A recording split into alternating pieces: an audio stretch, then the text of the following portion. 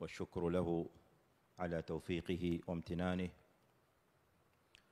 وأشهد أن لا إله إلا الله وحده لا شريك له تعظيما لشأنه، وأشهد أن محمدًا عبده ورسوله صلى الله عليه وعلى آله وأصحابه وإخوانه.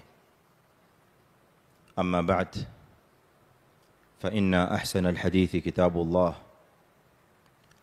وخير الهدى هدى نبينا محمد صلى الله عليه وسلم، وشر الأمور محدثاتها، وكل محدثة بدعة، وكل بدعة ضلالة، وكل ضلالة في النار.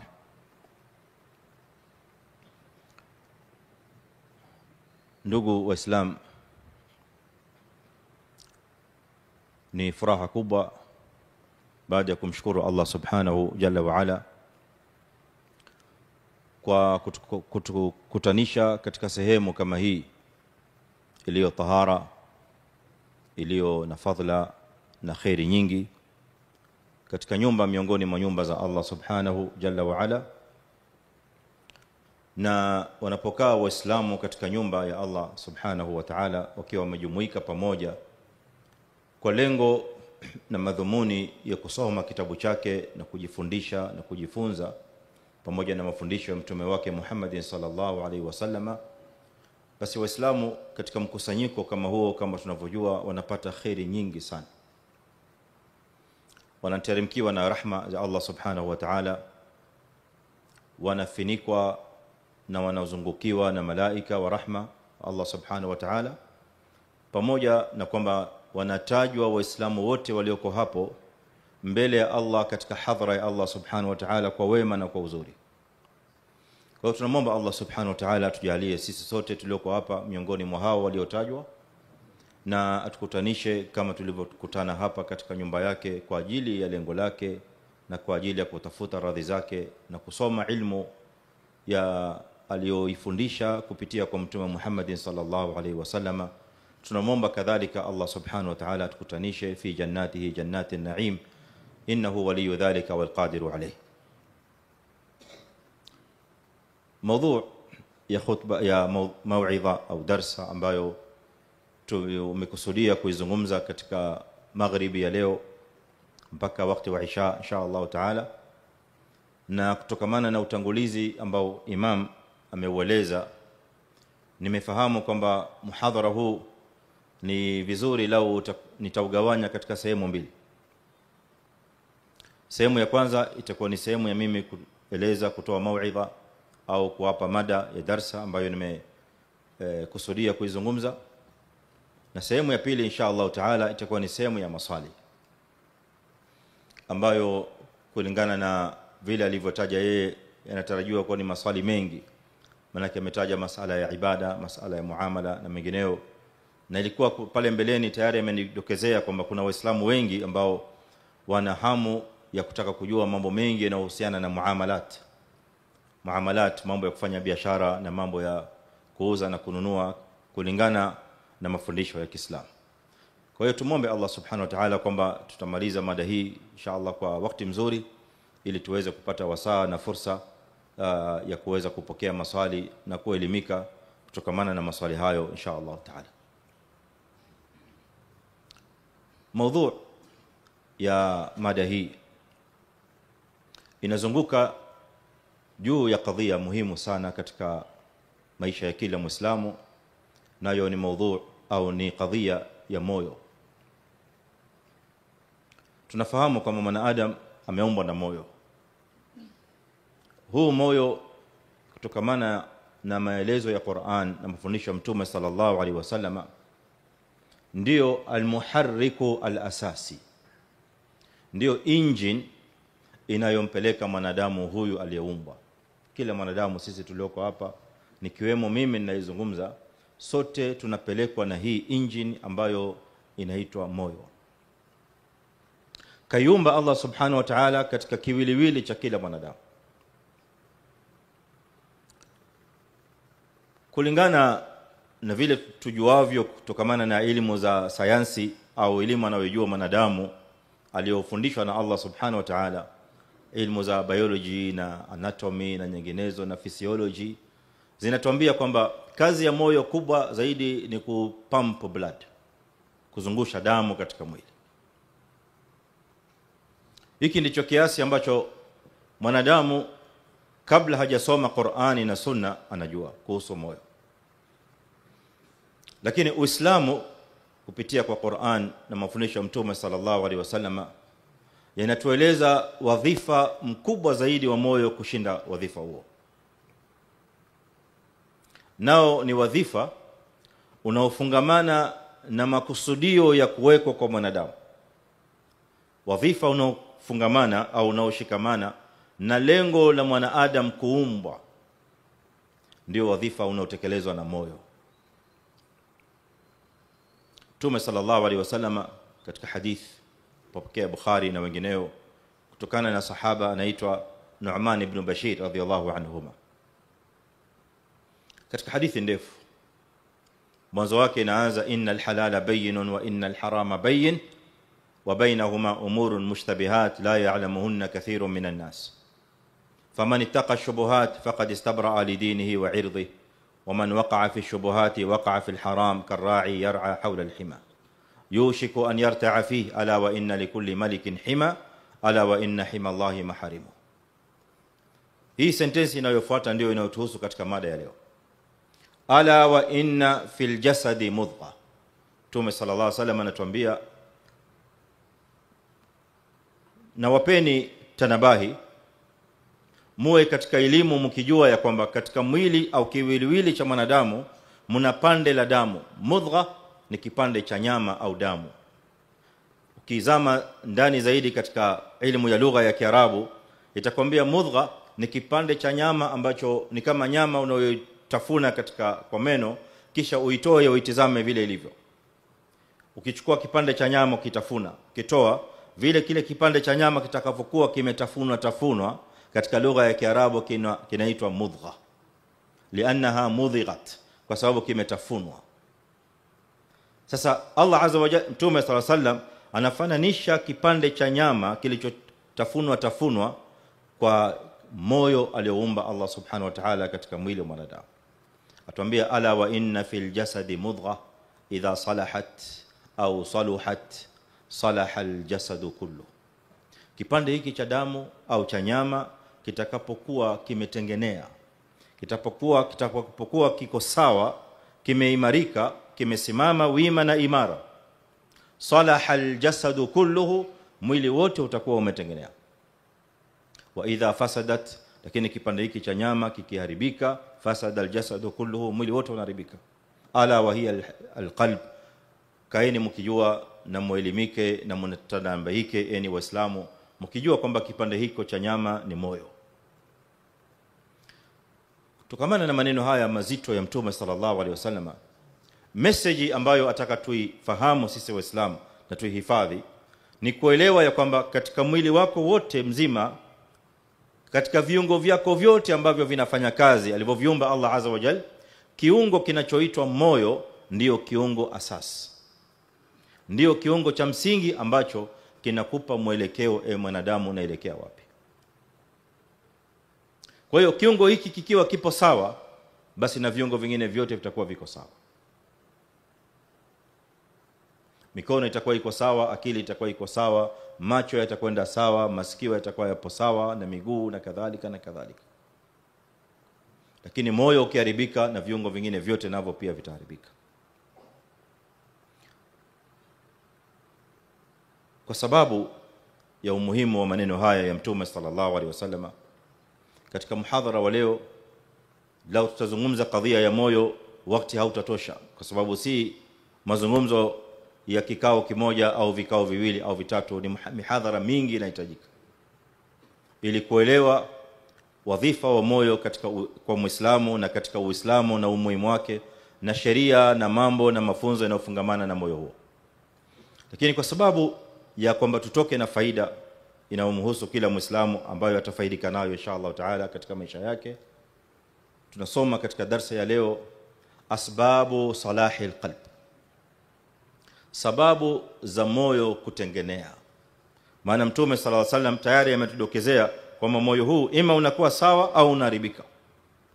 Kwa hivyo hapana shaka kwamba kule moyo kuwa sawa kuna sababu ambazo zinapelekea moyo ule kuwa sawa, na kule moyo kuharibika kadhalika kuna sababu ambazo zinapelekea moyo ule kuharibika. Kwa hivyo ni juu ya kila Muislamu kufanya bidii kutafuta na kusoma na kuuliza na kuelimika na kufaidika, kujua sababu zipi ambazo zitafanya moyo wangu kuwa upo sawa.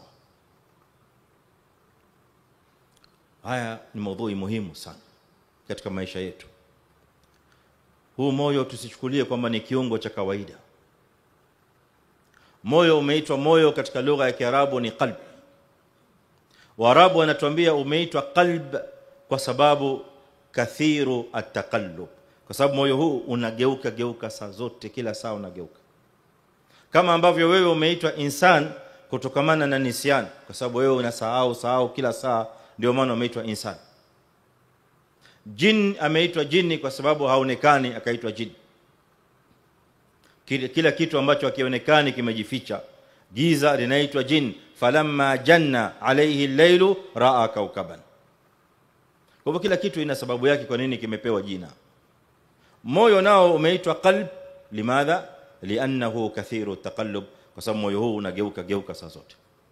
Leo unakuwa moyo katika hali hii, sasa hivi baada ya dakika 5 moyo ule ushabadilika, baada ya nusu saa umebadilika tena. Kesho ujue moyo ule utaamka ukiwa katika hali gani, na kesho kutwa utakuwa katika hali gani. Na ya kutisha zaidi ni kuwa huwezi kujua wala huwezi labda kuwa na hakika utakufa moyo ule ukiwa katika hali gani. Maana hakuna anayechukua dhamana juu ya moyo wake. Hakuna mwanadamu yote anayebeba dhamana juu ya moyo, kama moyo wangu huu mimi na udhamini kwamba upo sawa, na upa guarantee kwamba upo sawa, hauwezi kubeta, hauwezi kupinda au kugeuka kwa namna yote. Hakuna. Ndio maana Mtume sallallahu alaihi wasallam akatufundisha katika dua ambayo alikuwa akiomba kwa wingi mno. Alikuwa akisema, Allahumma ya muthabbit alqulubi thabbit qalbi ala dinik.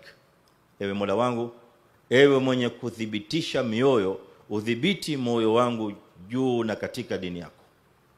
Huyu anayeomba dua hii ni Mtume sallallahu alaihi wasallam. Wa Mtume mwenyewe alayhi salatu wasalam anatufundisha kwamba moyo wake kadhalika pia nao unahitaji kudhibitiwa na Allah subhanahu wa ta'ala katika dini na katika imani. Seuze mwingine aliyoko chini ya Mtume sallallahu alaihi wasallam katika daraja na katika manzila. Kwa hiyo ikhwani, tunazungumzia kadhia nzito, kadhia ambayo inaweza kumgeuza Muislamu fi ghamdati ain, inaweza kumgeuza Muislamu pasina yeye kujua na kuelewa. Moyo ule unaweza kwenda katika barabara nyingine, unaweza ukashika njia nyingine, na wewe usitambue kwamba moyo ule umedhoofika. Maana huu moyo unapitia hali mbalimbali na unapitia vituo na vizuizi na challenges na changamoto nyingi sana katika maisha yetu. Moyo wetu saa zingine, moyo wa Muislamu au wa mwanadamu kwa jumla, moyo unakuwa mgonjwa. Lakini nani katika Muislamu ambaye atakuwa anafahamu kwamba moyo wake huu uko katika hali ya ugonjwa? Moyo una maradhi. Kuna maradhi ya moyo. Maradhi ya moyo kwa madaktari ni yale maradhi ambayo inafanya ule moyo unahitajia tiba, pengine operation au sindano au dawa au kadhalika. Lakini hadha maradhun hissi, haya ni maradhi yanayoonekana ambayo matabibu wataweza kuona na wanatambua kwa vifaa vao na elimu yao Allah aliyowafunza. Sasa je, yale maradhi mengine Muislamu gani ambaye anakaa kushughulika kupima moyo wake katika mizani ya dini, kuangalia je, moyo wangu upo katika maradhi, ni mgonjwa au si mgonjwa? Kama ambavyo tunashughulika na mioyo yetu inapokuwa katika hali mbaya, tunakimbia kwa daktari. Lakini moyo wetu pia unaingia katika maradhi, na ni dawa gani ambayo Muislamu anaitafuta? Tiba ipi ambayo Muislamu anaitafuta ili kutibu moyo ule? Na tiba zipo, kama ambavyo tiba za moyo zipo kwa madaktari na mahospitali. Tiba za moyo, maradhi ambayo ni maanawia, maradhi ambayo hayaonekani. Kuna maradhi mengi yanasibu moyo juu kabisa na kubwa kabisa ni maradhi ya nifaq, pamoja na maradhi ya kufr, kafiri. Kisha kuna kuja maradhi mengine ya maasiya kama vile maradhi ya shahawat, maradhi ya shahwa ambazo Allah ameharamisha. Kadhalika kuna maradhi ya hasad. Maradhi ya hasad yanakaa wapi? Maradhi ya hasad yapo ndani ya moyo. Moyo umegonjeka, umebeba maradhi ya hasad, lakini Muislamu pengine hatambui kwamba moyo wake ni mgonjwa. Moyo unabeba maradhi ya hikdi, chuki juu ya Muislamu mwenzio bila sababu yoyote. Je, umetambua kwamba moyo wako ni mgonjwa fi halati almarad fatahtaju ila ilajin wa tib wa dawain? Nani katika Waislamu wanaotambua mambo kama haya? Kwa ndio maana ikhwani, mazungumzo juu ya kadhia hii inatakiwa kuwa ni mazungumzo mazito ambayo Muislamu anayachukulia kwa makini, ili kuweza kuelewa kule alikotuelekeza Mtume sallallahu alaihi wasallam aliposema, ala inna fil jasadi mudgha idha salahat salaha aljasadu kulluhu wa idha fasadat fasada aljasadu kulluhu ala wa hiya alqalb.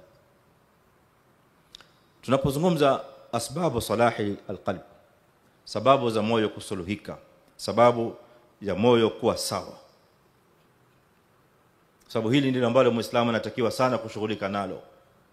Sababu moyo saa zote unaweza kuwa umepinda wewe bila kutambua. Kwa hivyo lazima tufanye bidii, tutafute zile sababu ambazo zitafanya mioyo yetu iwe katika salah vile alivyotaka Mtume sallallahu alaihi wasallam. Ukisoma Qur'ani na sunna za Mtume sallallahu alaihi wasallam unapata asbab kathira, lakini wakati hauruhusu kuyazungumza yote. Tutosheke na sababu 4 peke yake ambazo tutazungumza katika darasa ya leo insha Allah taala, na kila sababu moja tutaieleza kwa undani, na pamoja na kutaja sababu tutataja kadhalika matunda na faida ya kila sababu tutakayoitaja. Asababu alawwal almudawamatu ala al'amali as-salih. Almudawamatu ala al'amali as-salih ni kudumu katika amali nzuri. Asababu thani almusara'atu fi alkhairat, ni kufanya pupa na haraka katika kufanya mambo ya khairi. Asababu thalith talabu alilmi ash-shar'i, ni kutafuta kusoma elimu ya sharia, elimu ya dini, elimu ya Uislamu, elimu ya Qur'an, elimu ya sunna ya Mtume sallallahu alayhi wasallam. Asababu rabi' almaw'idha alhasana, ni kusikiliza kwa wingi na kufaidika kwa wingi na mawaidha yaliyo mazuri mema. Hizi ndio sababu 4 ambazo inshallah katika dakika zinazokuja tutakuwa tukizunguka hapo na tukizungumzia inshallah taala kwa kirefu, ili tuweze kufaidika pamoja inshallah. Nani anaweza kuzirudia hizi 4 asbab kabla tujaenda mbele? Tuangalie attention iko kiasi gani. Nani katika vijana wadogo wako hapa ambao wanaweza kuchangamka? Naam. أسباب صلاح القلوب 4. أنت أستاذ. لا هذا للصغار. نعم kijana wangu hapa. ما اسمك؟ ها؟ خالد. خالد بسم الله. الأول kusikiza mawaidha ya mwisho. الرابع طيب. نعم. ها؟ اسمك حسن. جيد. السبب الاول kudumu katika kufanya matendo mema. Ahsant. Sababu ya pili, ahsant, kufanya haraka katika kufanya mambo ya khairi, almusara'a fil khairat. Athalith,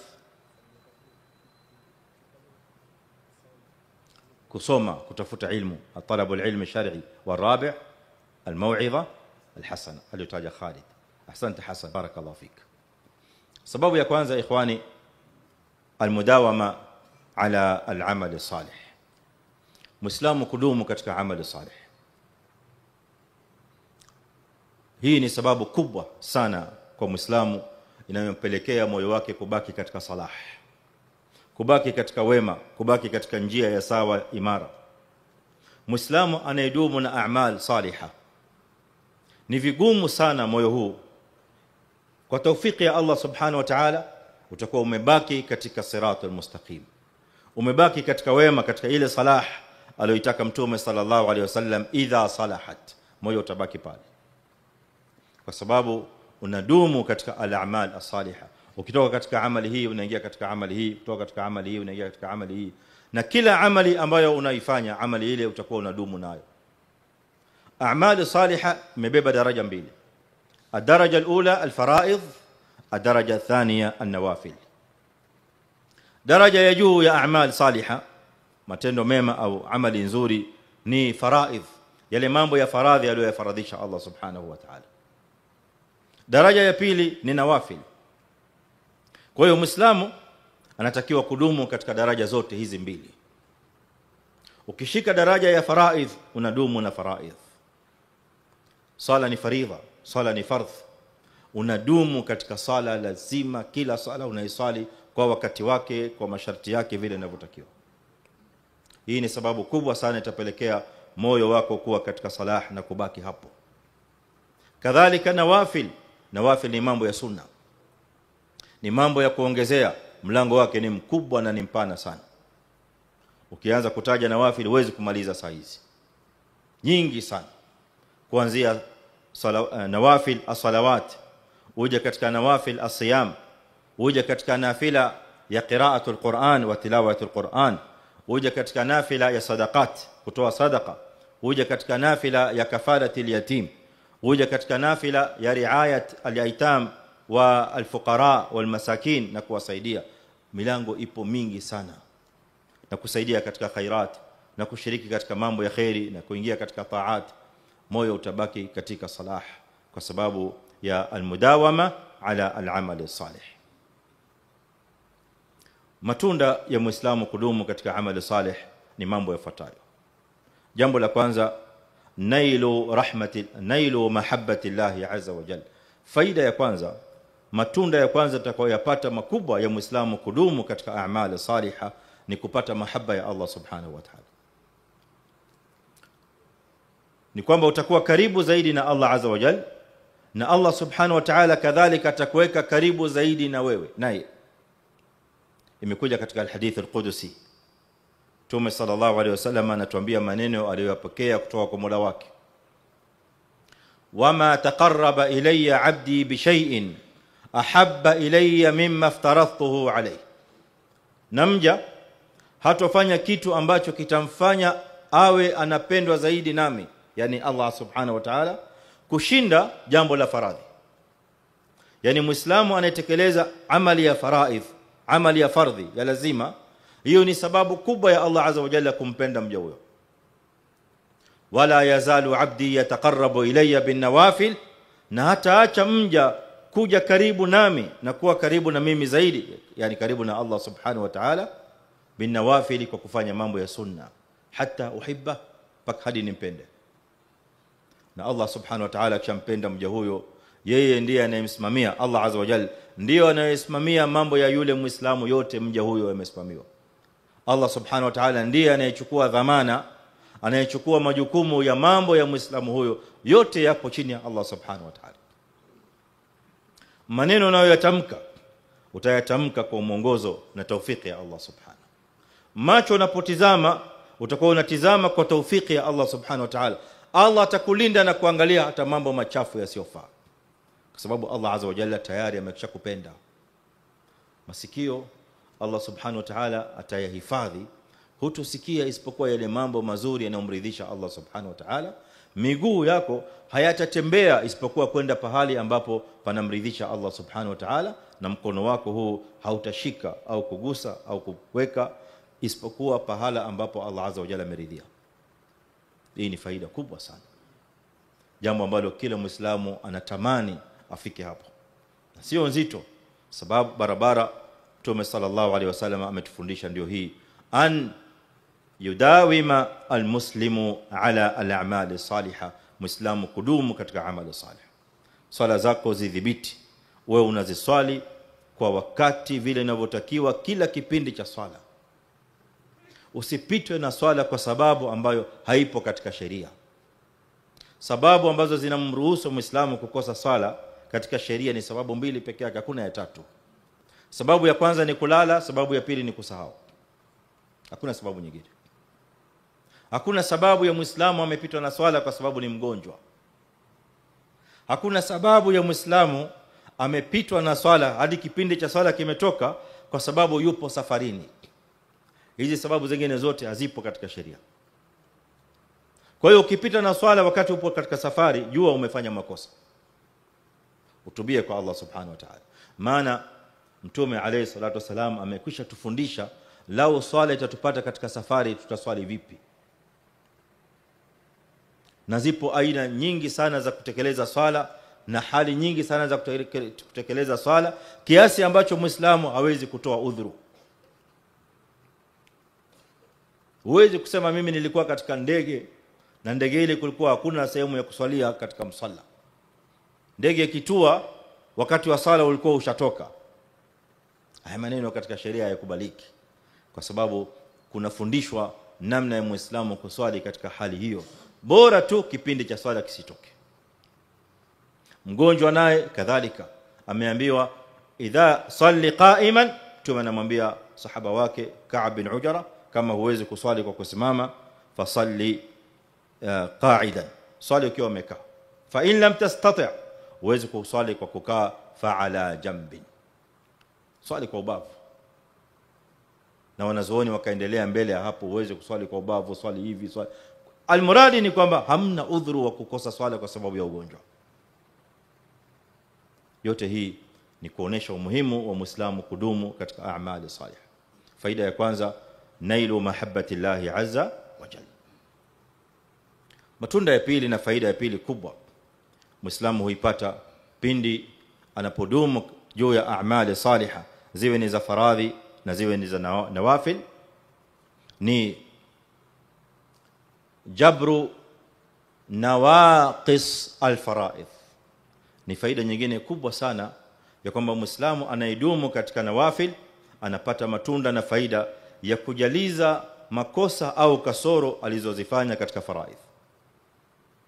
Tunafanya faradhi, tunaswali faradhi za sala subhi, dhuhri, asri, maghrib na isha.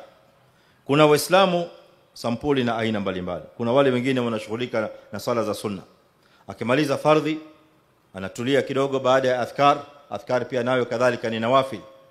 Natakiwa Muislamu adumu nazo adhkar kwa wingi. Ya ayyuhalladhina amanu dhkurullaha dhikran kathira wasabbihuhu bukratan wa asila. Akimaliza adhkari Muislamu anashika nawafil, nafila ya sala. Na nafila za swala zimegawanyika aina mbili. Kuna arrawatib, sunan arrawatib na sunan an-nawafil ghairi rawatib. Rawatib ni zile sunna ambazo zimeshikanishwa na sala za faradhi. Kabla ya alfajiri kuna raka mbili, kabla ya dhuhuri kuna raka kadhaa, baada ya dhuhuri na baada ya maghrib, baada ya isha. Hizi zinaitwa rawatib. Alafu kuna sunan ghairi rawatib ambazo unaziswali hizo za kuongezea kama vile tahiyatul masjid na nyinginezo. Hizi nawafil usione ni mambo ya mchezo. Usione ni mambo tu unafanya hivi kama kawaida umezoea, sio mazoea. Utakuja kuona faida yake kubwa mno mbele ya Allah subhanahu wa ta'ala. Kwa sababu siku ya kiyama amali ya kwanza mwanadamu atahesabiwa nayo ni as-sala. Awwal ma yuhasabu bihi al-'abdu yawm al-qiyamah as-sala. Sala ikiwa imetengenea, fa in salahat salaha sa'iru amali za Muislamu zote zitakuwa zipo sawa. Sala ikiharibika na amali zingine zote zimeharibika. Maana swala ndio msingi. Sasa Allah subhanahu wa ta'ala baada ya kumhesabia mja wake hisabu ya sala, wakati swala inahesabiwa, malaika wakishatoa hisabu ya faraidh, wataambiwa undhuru hal li'abdi min nawafil. Allah subhanahu wa ta'ala anatoa instruction, order kwa malaika wanaotoa hisabu, walioandika hisabu ya mja wakati anaswali zile sala za faridha zote. Hii ya magharibi imesajiliwa, ya isha insha Allah ta'ala tutakayoiswali itasajiliwa, na zile zilizopita zimesajiliwa. Sasa baada ya malaika kutoa hisabu ya faraidh, Allah azza wa jalla atawaambia undhuru, hebu angalieni, hal li abdi min nawafil, kama mja wangu ana sala za sunna zozote ameziswali. Fayukammal, Mtume anasema sallallahu alayhi wasallam, fayukammalu biha man taqas. Zile sala za nawafili za sunna zote zitajumlishwa, alafu sala zako za faridha ulizoziswali zilizokuwa na kasoro zitajalizwa, zitakuwa kamili. Allahu akbar. Hii ni neema kubwa sana ya Allah subhanahu wa ta'ala. Hii ni kutokamana ikhwani, kutokamana na kwamba sala zetu za faradhi tunazoziswali huwa mara nyingi sana tujue ya kwamba zina kasoro nyingi.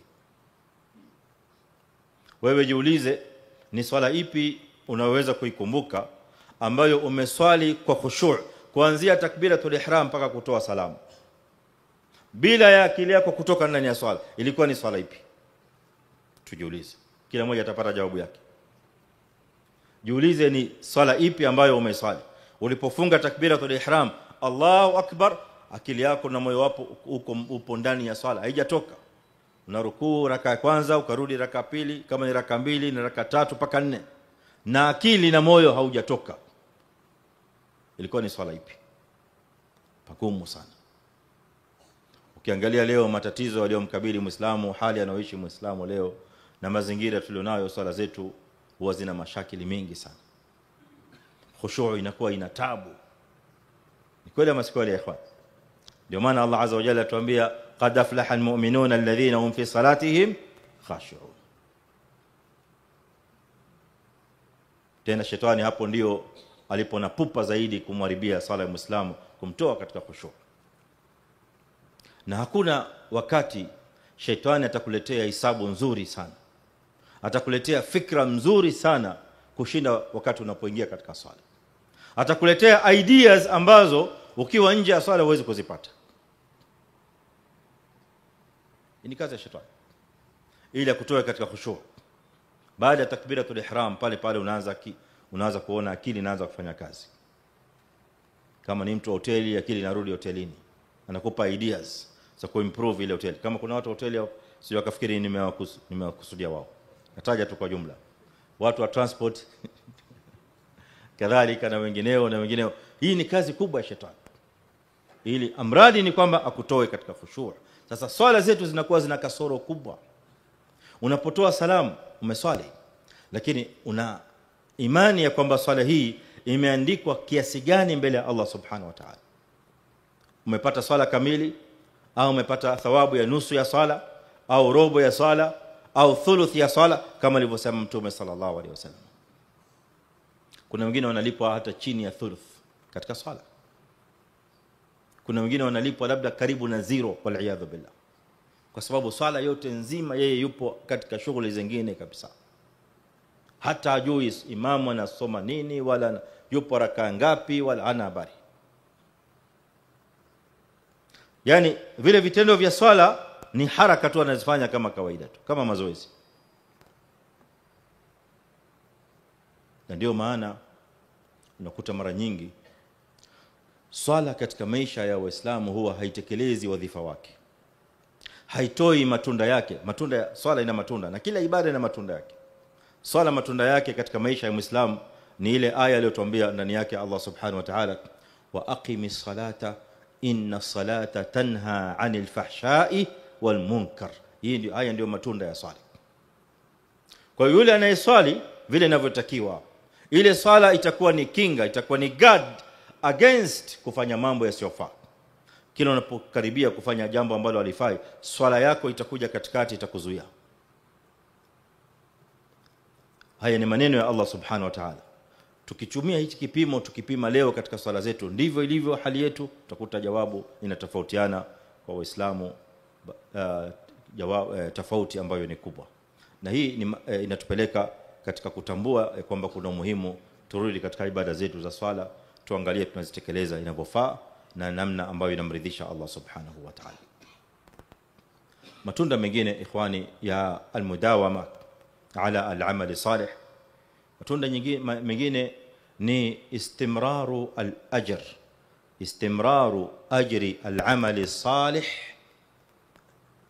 idha i'tadahu al-muslim. Matunda mengine ni kwamba Muislam anapodumu katika amali salih ya faradhi na amali salih ya sunna, faida kubwa sana, matunda makubwa sana, bishara kubwa kwa Muislam. Siku ambayo itatokea udhuru, hutoweza kutekeleza yale ambayo umezoea kuyafanya katika mambo ya sunna au mambo ya faradhi, Allah subhanahu wa ta'ala anakuandikia ajiri yako vile vile kama ambayo umetekeleza. Hii inahitajia tupige mfano ndipo tuelewe vizuri. Muislamu amezoea kwa mfano kila siku ana swala za sunna ambazo anaziswali, ana ibada fulani ambayo anaitekeleza, mathalan kila Jumatatu anafunga na Alhamis pamoja na ayyamul bidh. Sasa umetokea mwezi ambao labda ameshikika kidogo, hali yake imruhusu ya kiafya kuendelea na zile nawafil siyam, hawezi tena kufunga Jumatatu, Alhamis na ayyamul bidh na zile sunna zingine. Lakini kwa sababu ya kwamba hivyo ndivyo amedumu kuendelea katika ibada hiyo, siku yoyote ya Jumatatu, siku yoyote ya Alhamis ambayo Muislamu huyu atashindwa kuifunga, Allah subhanahu wa ta'ala anamwandikia thawabu ya kwamba amefunga. Na wewe hujafunga, lakini Allah azza wa jalla amekuandikia thawabu ya kwamba umefunga ile siku. Limadha? Liannaka dawamt ala hadha al-amal, kwa sababu wewe umedumu katika amali hii, umedumu katika hii amali, na ndio maana Allah azza wa jalla anakuandikia. Hadithi ya Mtume sallallahu alaihi wasallam nasema, inna bil madinati rijalan ma sirtum masiratan wala qata'tum wadiyan illa sharakukum fil ajri habasahumul udhr. Hadithi nyingine inasema ya Mtume sallallahu alaihi wasallam, inna Allaha yaktubu li'abdihi min al-ajr ma kana yaf'aluhu sahihan muqiman. Mja yote ambaye atapatwa na udhuru, au kama qala alayhi salatu wasalam, mja yote ambaye atafikwa na udhuru ashindwe kutekeleza yale ambayo amezoea kuyatekeleza, Allah subhanahu wa ta'ala yakataba lahu min al-ajri, Allah tamwandikia thawabu ma kana ya'maluhu, vile vile alivyokuwa akifanya, sahihan, alivyokuwa mzima, muqiman, alipokuwa si msafiri. Tukiwa katika safari kama hivi sasa, sisi tuko katika safari, wakati tunajumlisha sala, kuna sala ambazo huwa zinaanguka, sala za sunna. Unakuta msafir akichanganya dhuhuri na asri, pana baadia ya dhuhuri imeanguka. Akichanganya maghrib na isha, kuna baadia ambayo ni ratib ya maghrib inaanguka. Kwa zile sala za sunna zinaanguka, isipokuwa sala fulani zinabaki pale pale. Rak'ataini qabla al-fajr inabaki vile vile hata ukiwa ni musafir. Salatul layl, qiyamul layl inabaki vile vile hata ukiwa ni musafir. Salatul witri inabaki pale pale hata ukiwa ni musafir. Zile sunna zingine zinaanguka. Sasa ikiwa umezoea kuziswali zile sunna zingine, idha kunta musafiran, na wewe umezoea kuziswali wakati ni muqim, Allah azza wa jalla, na wewe ukiwa katika safari unaandikiwa kwamba umeziswali zile sunna, thawabu zako ziko pale zinaingia katika akaunti yako ya hasanat. Na hii ni bishara na fadhila na rahma kubwa sana kutoka kwa Allah subhanahu wa ta'ala, na ni faida ya Muislamu kudumu katika amali salih. Muislamu anayedumu katika tilawa ya Qur'an, una uzoefu wa kusoma Qur'ani kila siku, kila moja na kiwango chake. Kuna wanaosoma juzuu kwa siku, kuna wanaosoma nusu, kuna wanaosoma juzuu 3 na zaidi hapo na chini hapo. Kitokea udhuru, siku hiyo kumetokea mambo ambayo yamekupeleka mbio, ukuweza kupata wasaa wa kusoma Qur'an, siku 1, 2, 3 zikapita, na wewe miaka hii yote iliyopita nyuma ni kawaida yako antaqraa fi kitabillahi azza wa jalla, hakuna siku utalala bila ya kusoma Qur'an. Ndio umeweka hivyo mazoea, hiyo ndio ada, hiyo ndio amalun salih daim. Siku yote ukikosa kusoma Qur'an, Allah azza wa jalla atakuandikia kiwango kile kile ulichokuwa ukisoma kila siku. Wadhālika fadlullah subhanahu wa ta'ala yamunnu bihi ala ibadihi. Hii ni fadhila ya Allah subhanahu wa ta'ala ambayo anawaandikia waja wake. Allahumma ij'alna minhum ya rabbal alamin. Matunda mengine ikhwani ya almudawama ala al-amal salih ni at-ta'assi bin nabii sallallahu alayhi wasallam. Unapodumu katika amali salih, tukumbuke na tuelewe ya kwamba tutakuwa tupo katika hali na barabara ya kumuiga mtume sallallahu alaihi wasallam, wa huwa alqudwa, na yeye ndiye qudwa, yeye ndiye kiigizo chema kwetu ambacho Allah azza wa jalla amemweka kiigizo chema yeye kuigwa na kila muislamu. Laqad kana lakum fi rasulillahi uswatun hasana liman kana yarju Allah wal yawmal akhir. Mtume sallallahu alayhi wasallam Allah amemtumiliza rahmatan lil alamin, Allah amemtumiliza hidayah lilbashariyah, na kadhalika amemtumiliza kwa waislamu qudwa lil alamin.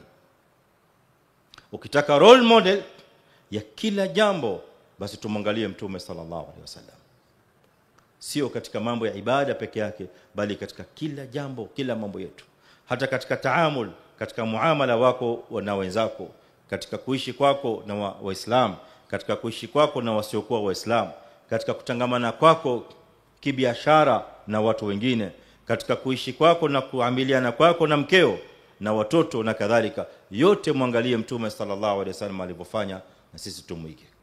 Hii ndio maana ya qudwa.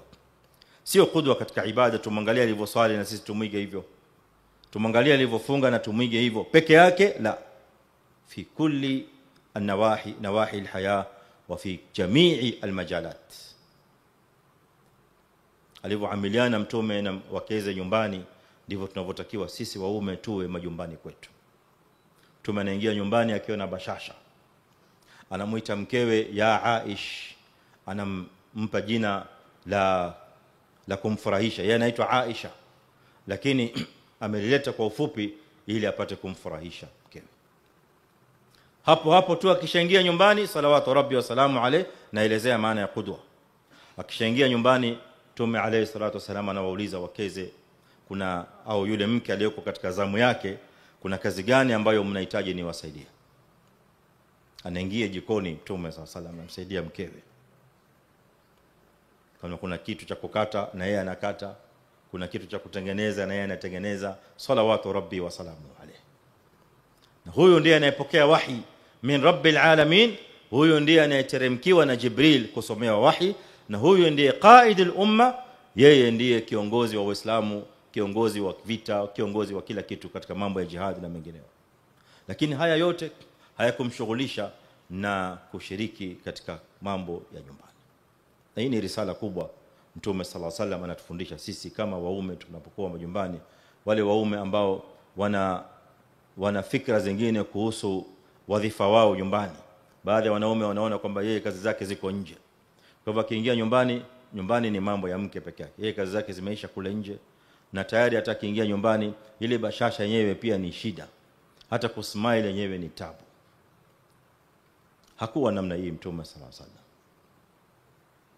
Hakuwa hivi. Ma kana hakadha nabii sallallahu alayhi wasallam. Naam. Na mkeo akikuletea jambo, kwa mfano labda msaidiane katika kutengeneza dina au kutengeneza lunch, usione uzito. Alifanya hivyo aliye bora zaidi kushinda wanadamu wote, wa huwa Rasulullah sallallahu alaihi wasallam. Wao usione uzito. Wala usimwambie wewe unaniletea hii, kama wewe unajua mimi nani unaniletea mambo nikate vitunguu na nikate tomato. You think this is my job? Usiseme hivi.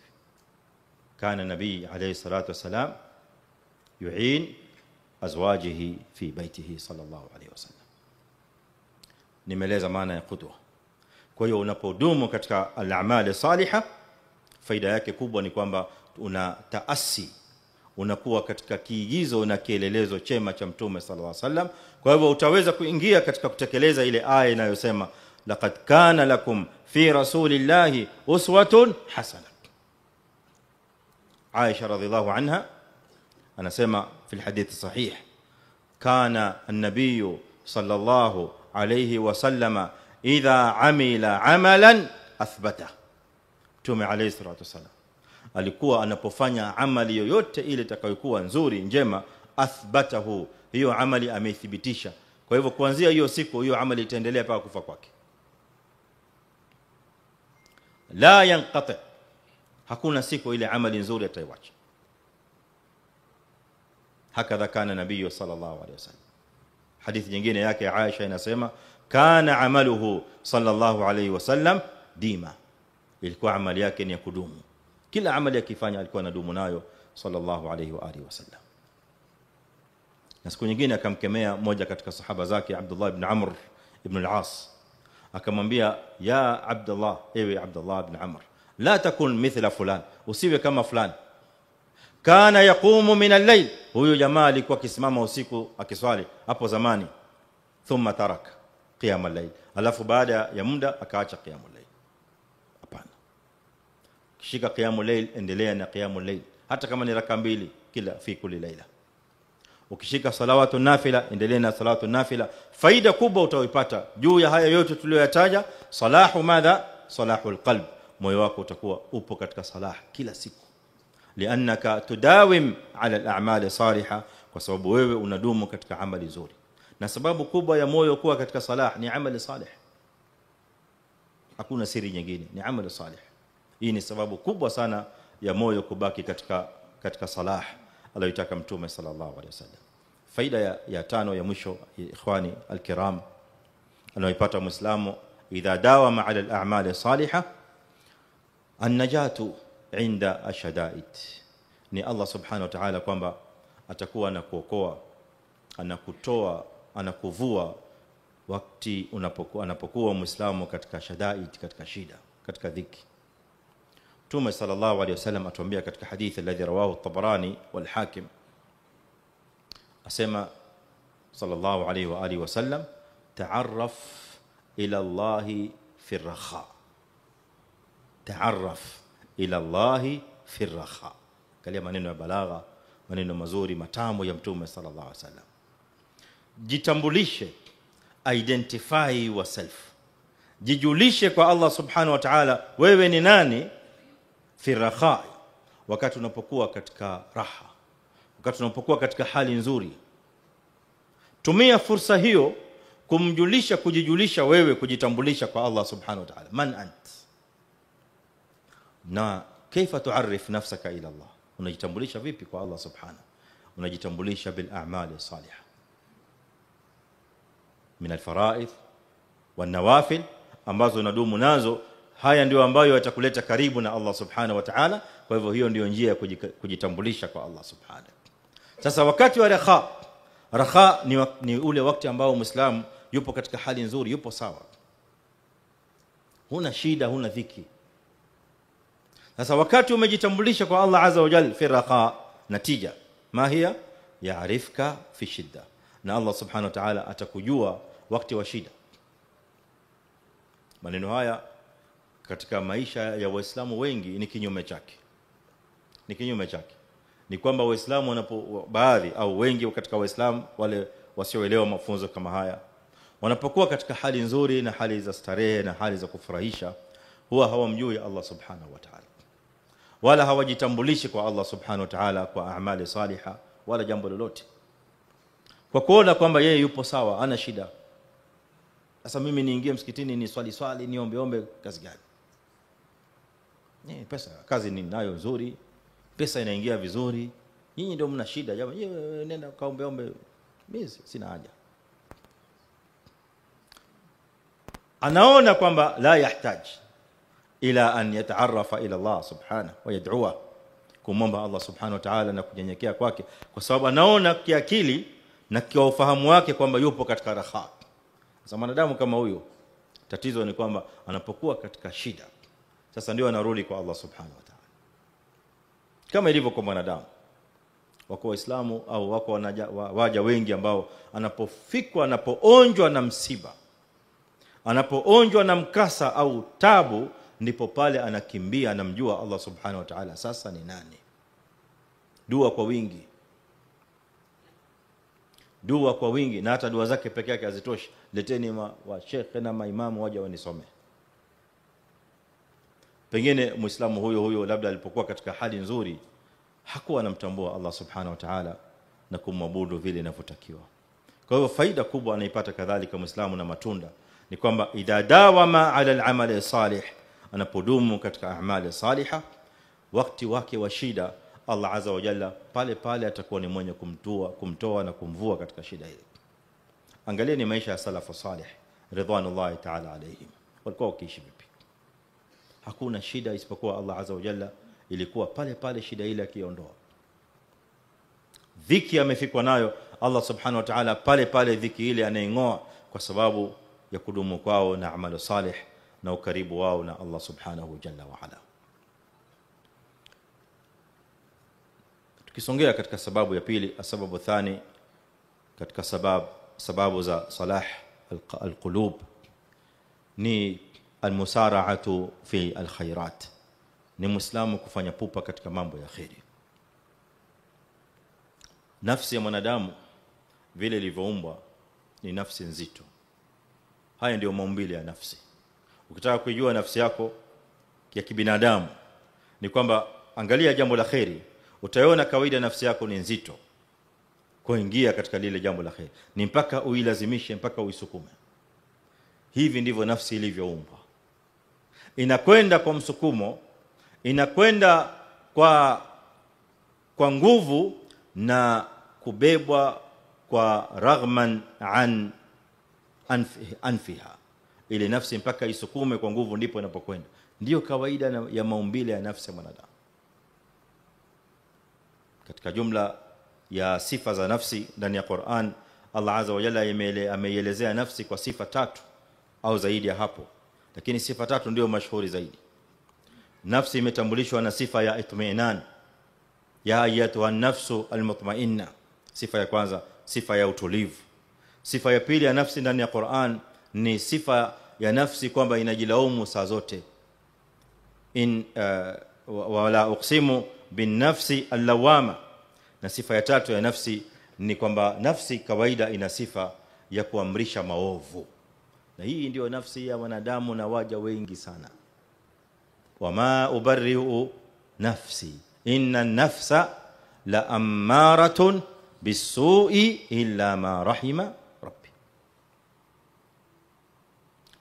Inna ni harfu at-tawkid. Harfu at-tawkid. Haya ni maneno yametiliwa nguvu. Inna nafsa la ammaratun, na amara ni sigha mubalagha. Aya haijasema inna nafsa la amiratun bisu, la, inna nafsa la ammaratun bisu. Amara ni sigha mubalagha, na sigha mubalagha inapokuja inamaanisha kwamba hiyo ndio sifa yake kwa wingi. Tunaye mtaalamu wa lugha ya Kiarabu hapa, walillahi alhamdu wal minna, maamuma na waislamu wa msikiti huu. Alhamdulillah, mna neema nzuri ya imam wetu hapa, ni mutakhassis katika lugha ya Kiarabu. Jazakallahu khairan, na Allah mzidishe ilmu na fahamu inshallah, ilman nafi'an wa al-amal bihi inshallah ta'ala. Kwa hivyo pengine wakati mwingine atawaeleza masala ya sigha mubalagha. Kwa nafsi kwa wingi, yani nafsi kwa mara nyingi sana katika maisha ya Muislamu inakupelekea katika mambo maovu. Kwa hivyo mpaka uisukume, uitoe katika mambo mabaya, uitoe katika shahawat, uitoe katika starehe, uipeleke msikitini. Wewe fanya experiment nyumbani.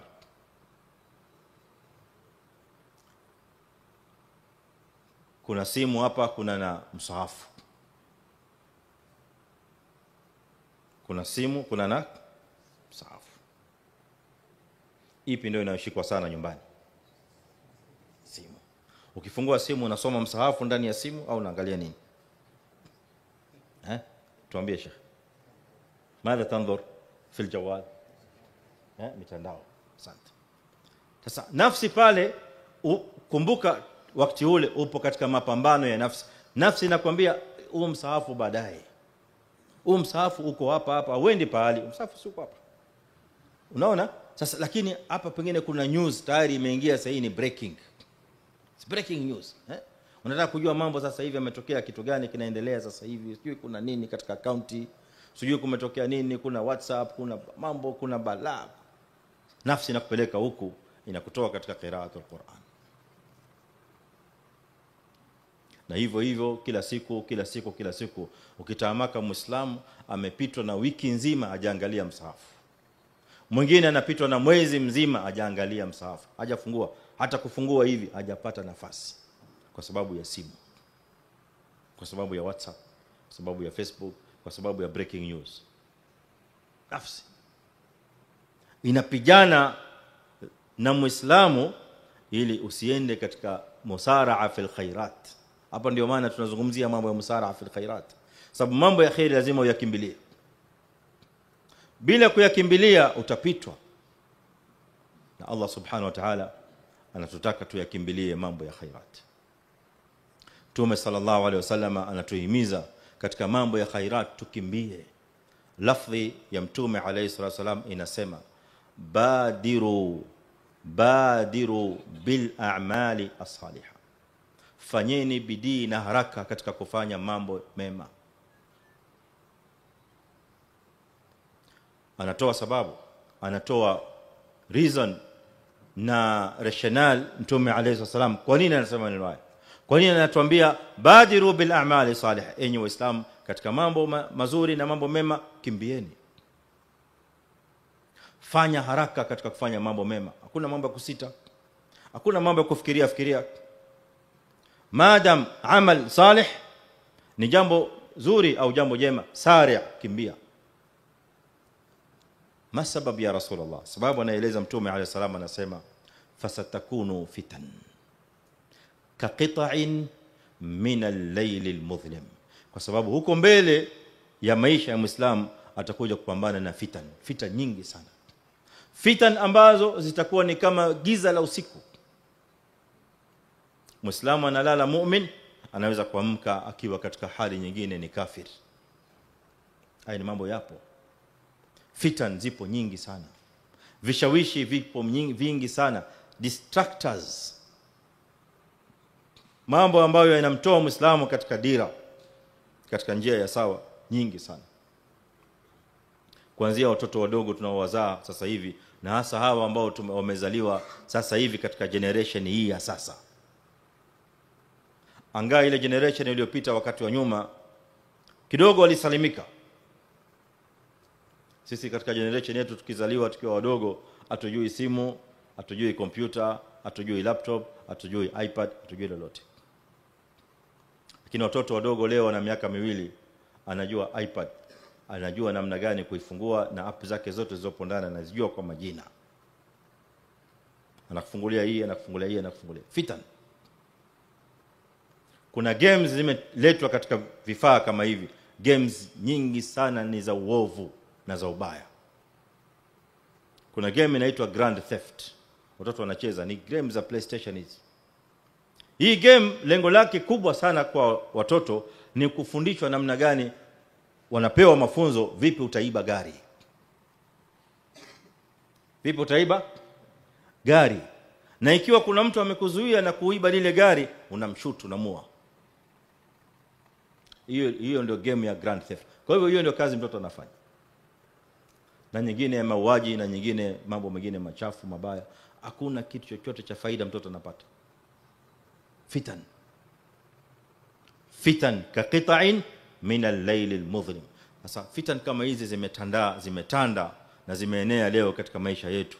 Vipi tunaweza sisi kujitoa katika mambo kama haya? Kwa hiyo moja katika njia ambayo Mtume alayhi salam ametufundisha, atuambia badiru bil a'mali salihah. Katika amali salih, ayu almuslim, fanya bidii uende ukatekeleze. Ukipata fursa ya kufanya amali yoyote nzuri, hata siku moja usiseme nitaifanya kesho, au nitaifanya wiki ijayo, au nitaifanya mwezi ujao, kwa sababu hujui baina yako hivi dakika hii na masaa 24 yatakayokuja kitu gani kitatokea katikati, ikawa ni sababu ya wewe kutofanya khairi ile.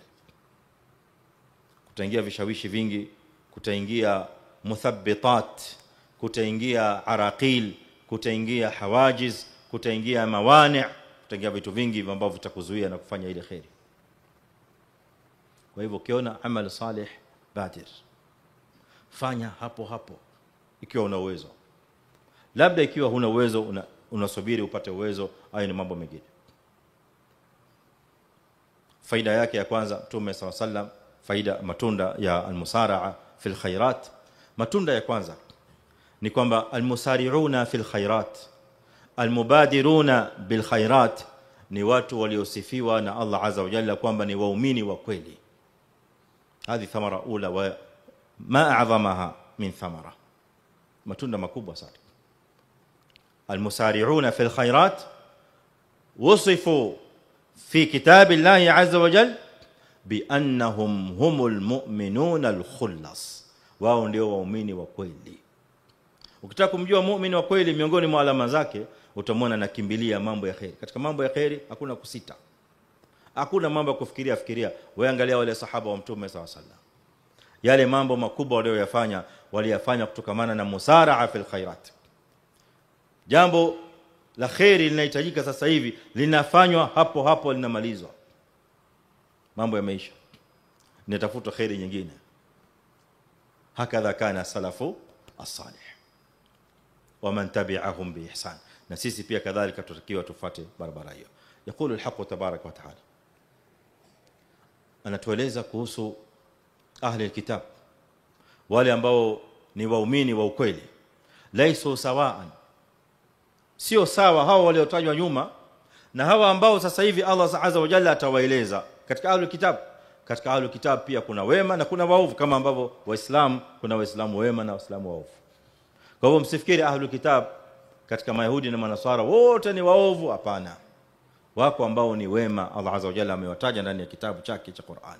Laisu sawaan min ahli al-kitabi ummatun qa'imatun yatluna ayati llahi ana al-layli wa hum yasjudun yu'minuna billahi wal yawmil akhir wa ya'muruna bil ma'ruf wa yanhauna 'anil munkari wa yusari'una fil khairat.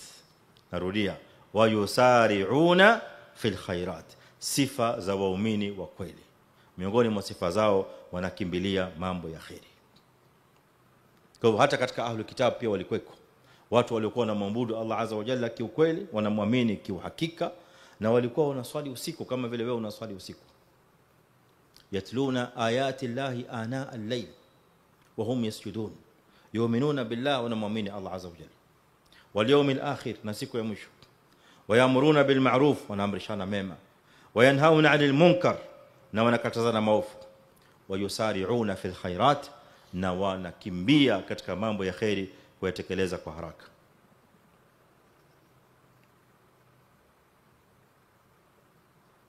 Hao ndio watu ambao mina salihina, katika watu wema.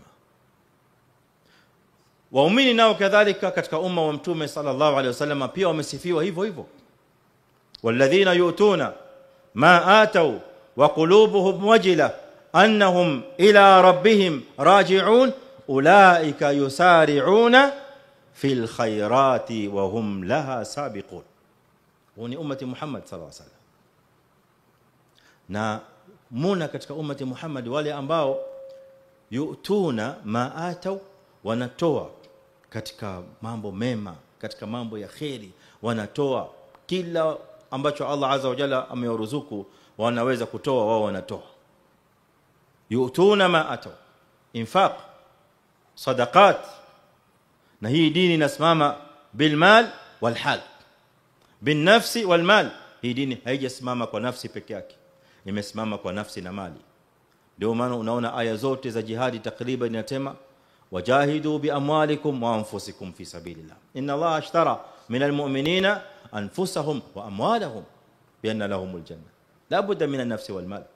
Kwa hiyo hawa ni wanatoa kadhalika, yutuna ma atau, wanatoa katika yale ambayo Allah azza wa jalla amewapa.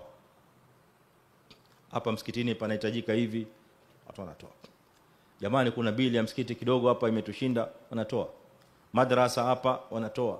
Mambo ya khairi yanahitajika, wanatoa. Walimu hao wanafundisha watoto katika katatib, katika vyuo vya madaris ya Qur'ani na mambo mengine ya khairi yanayonufaisha watoto wa Kiislamu, hawana malipo, tunasaidia. Yutuna ma atau. Lakini hawa waislamu yutuna ma atau, kuna jambo la kushangaza kubwa sana.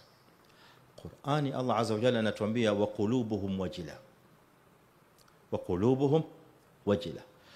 Wakati wanafanya hizi khairati, mpaka kule kutoa kwao, wanatoa hali ya kuwa mioyo yao ipo katika hofu. Annahum ila rabbihim raji'un, ya kwamba watarudi kwa Mola wao kuhesabiwa. Haya maneno magumu. Aisha radhiallahu anha na baadhi ya sahaba waliposikia aya hii walitaka tafsiri yake kwa Mtume sallallahu alaihi wasallam, maana ni aya ngumu kuielewa. Aisha kumuuliza Mtume alaihi salam, hawa watu waliotajwa hapa kwamba wanatoa ikiwa mioyo yao iko na hofu, ina hofu, wewe utatoa vipi moyo wako kuna hofu?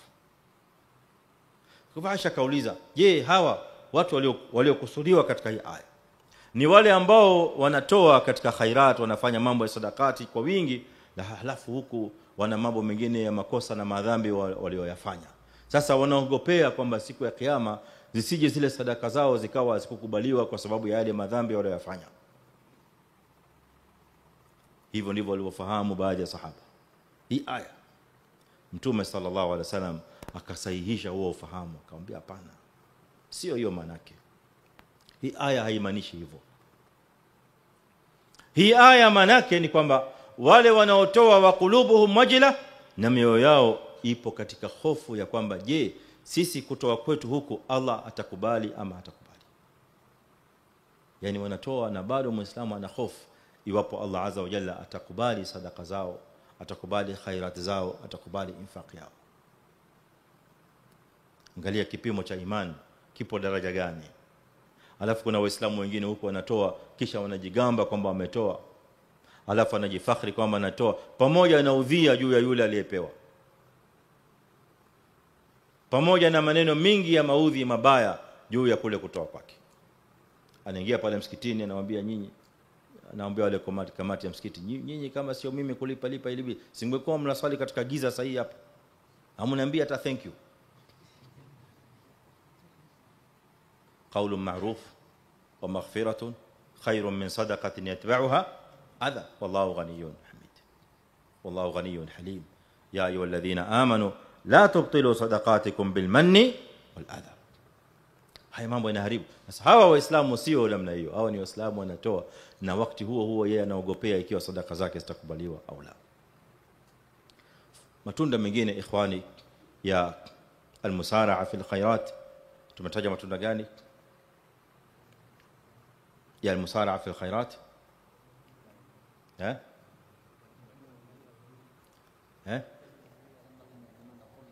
ana ayo ahsant annahum humul mu'minuna al-khullas.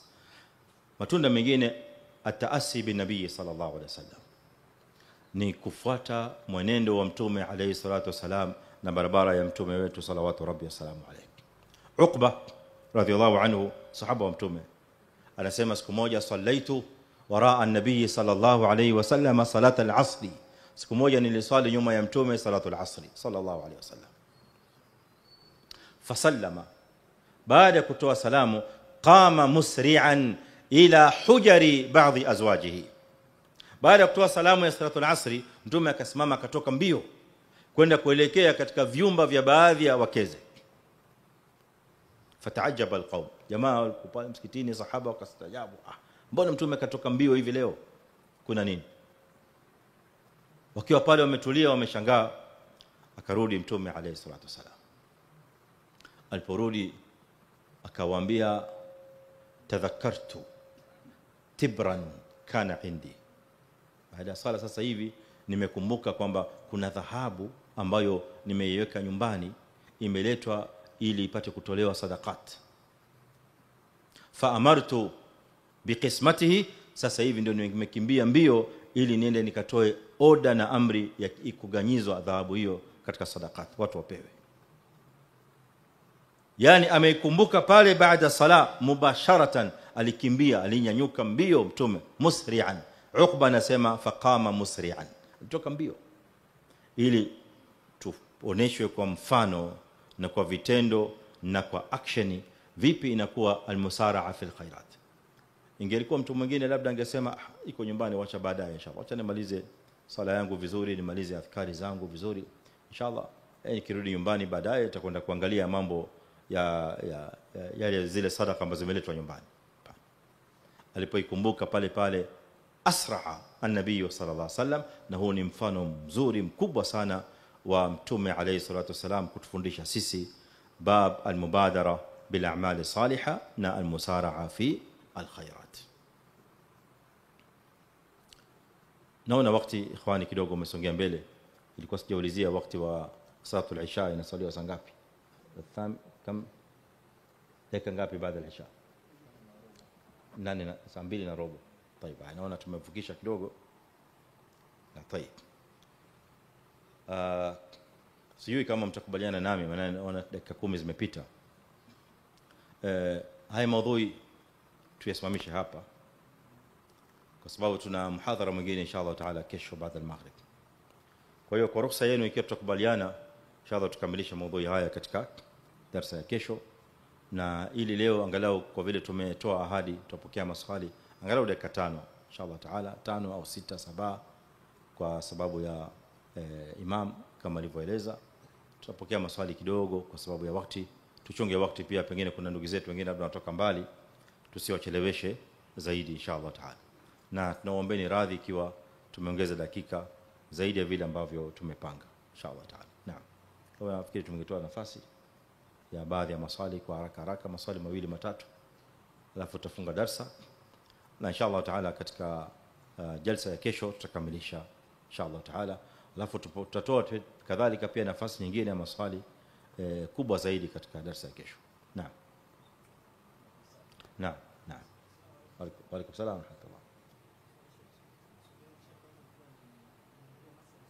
Naam.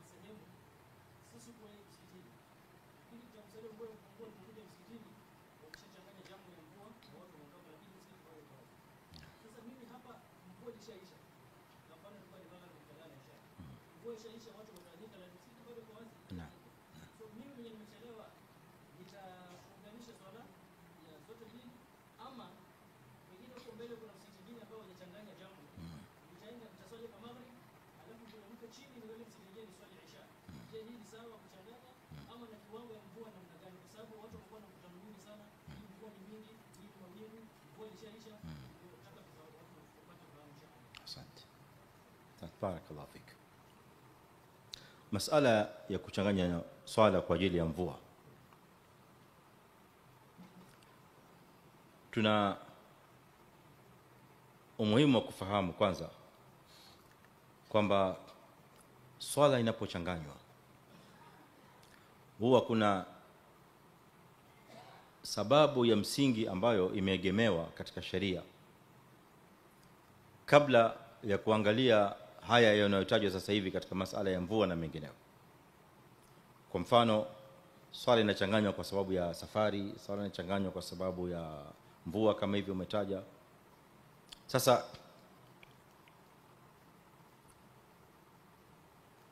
turudi, tukija katika upande wa fiqhi, ni muhimu sana kwanza kuelewa lengo au hikma kubwa ya kule Muislamu kupewa ruhusa ya kuchanganya.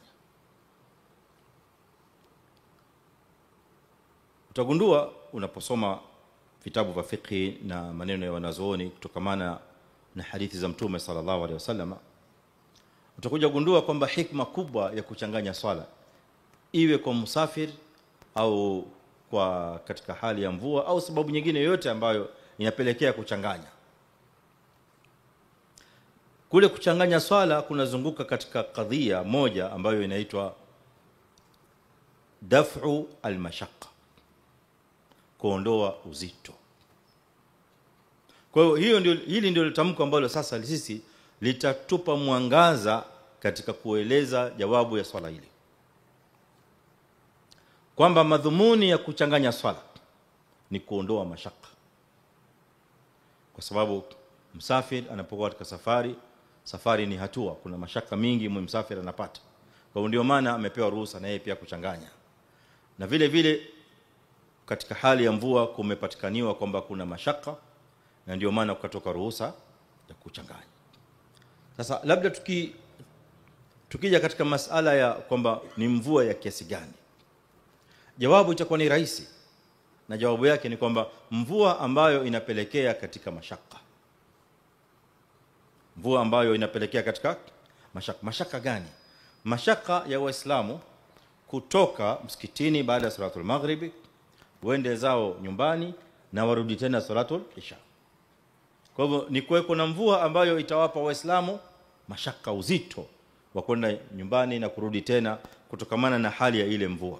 Sasa tukielezana mimi na wewe, ikiwa pametanda mawingu tu na manyunyu yale ya mbali namna hii, sasa kutokamana na haya maneno, kweli patakuwa pana mashaka ya Waislamu kutoka baada ya maghribi waende nyumbani alafu rudi isha?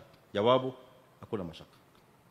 Kwa maana hii kipimo zaidi ni masala ya mashaka, yani tunaangalia ni mvua ya kiasi kwamba je, imefika kiwango au kiasi cha kwamba Waislamu wamepata uzito kwenda nyumbani baada ya maghrib na kurudi tena baada wakati wa isha au la.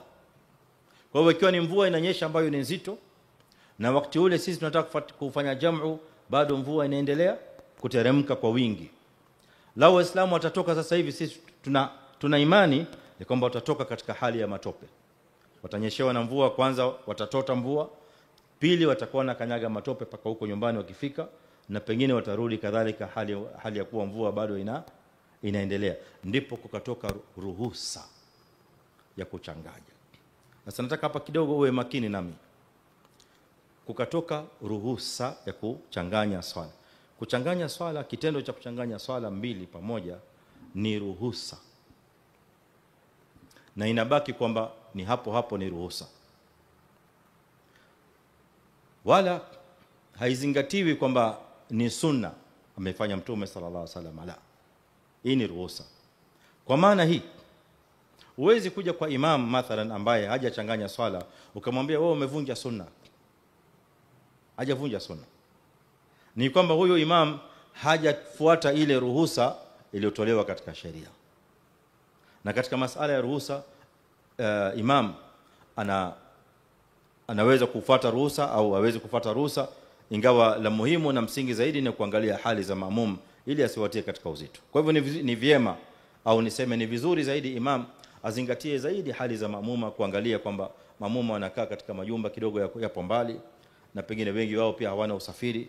Kwa hivyo hao jamaa wakitoka wakitembea nyumbani na kurudi itakuwa kwao ni uzito. Kwa hivyo ni vizuri imamu yule afuate ile ruhusa, lakini si kwamba ni lazima afuate ile ruhusa, au asipofuata ile ruhusa atakuwa amevunja sunna ya Mtume alayhi sallam. Laysa sunna, hadhihi rukhsa, hii ni ruhusa ambayo imetolewa katika sheria. Umenifahamu? Kwa maana kwamba Muislam anaweza, mvua ikawa inanyesha ukachanganya, unaweza usichanganye, masala inarudi katika imam vile atakavyoamua, lakini ubora zaidi na aula zaidi kufuata ile ruhusa ili kuwatoa Waislamu katika mashaka. Na kiwango cha mvua kama nilivyokueleza ni mvua ambayo itawapa Waislamu tabu kutoka na kurudi. Swali la pili ni kwamba ikiwa upo nyumbani na mvua inanyesha. Sasa hapa hili swali linagawanyika mara mbili. Ikiwa hii mvua imeanza kabla ya swala ya kwanza, yani ni magharibi, hapa tuna swala mbili, maghrib na isha. Ikiwa mvua imeanza kabla ya salatul maghrib, lakini wakati salatul maghrib tunataka kuswali, wapo Waislamu tayari washafika wakati mvua imenyesha, labda hao wamekuja kabla, lakini wakati tunataka kuswali, tunataka kuadhini, mvua inateremka tayari. Sasa hapa kuna mwongozo wa Mtume sallallahu alaihi wasallam, na mwongozo ni kwamba muadhini katika hali hii, katika adhana yake, atawatangazia Waislamu ya kwamba waswali wapi? Waswali nyumbani. Kwa hivyo katika adhana atasema as-salatu fi rihal au sallu fi rihalikum, swalini majumbani kwenu au swala nyumbani. Umenifahamu mpaka hapo? Lakini ikiwa mathalan mvua imeteremka wakati watu wanaswali, wakati kiadhini bado mvua, kwa hivyo Waislamu wamekuja msikitini kuswali, wewe umechelewa, sasa ndio ile swala la pili. Umefika msikitini, jamaa wacha swali na walikuwa wamechanganya maghrib na isha. Wewe wakati unaswali peke yako, unaswali peke yako, umekuja msikitini, swali lako ni kwamba na wewe je, unafaa kuchanganya au ufai kuchanganya? Naam, mvua imeisha. Naam, wakati mvua imeisha, kumbuka tunachanganya kwa sababu ya mvua. Wal hukmu mutaalliqun bisababi, yaduru ma'ahu haythu dar. Hukumu kawaida inafungamanishwa na sababu. Sasa sababu ya sisi kuchanganya ilikuwa ni mvua. Sasa hivi mvua imekatika, hamna sababu tena ya kuchanganya. Kwa hivyo pale wewe utaswali magharibi peke yake. Baada ya salatul maghribi utatoka kama ulivyotaja, utaangalia msikiti mwingine pale karibu ambao labda wao hawakuchanganya, utakwenda kuswali salatul isha. Sababu ile sababu ya wale waliochanganya kuchanganya, wewe huna ile sababu. Inqata al-matar, na mvua ikikatika hakuna tena kuchanganya swala. Mathalan tumeswali maghrib, ilikuwa mvua inanyesha, tukitoa salamu mvua imesimama, iko jamu? Hakuna jamu, لان المطر قد انقطع. Tunafanya jamu, tunaingia katika salatul isha wakati mvua bado inateremka. Hatutabiri, hatusemi kwamba hata kama inkatika lakini itanyesha, si unaona mawingu jamani. Hatufanyi hivyo. هذا خطأ. لا بد من استمرار المطر عند الدخول في الصلاة الثانية. iwe ile mvua bado inaendelea wakati waislamu wanaingia katika sala ya pili ya isha.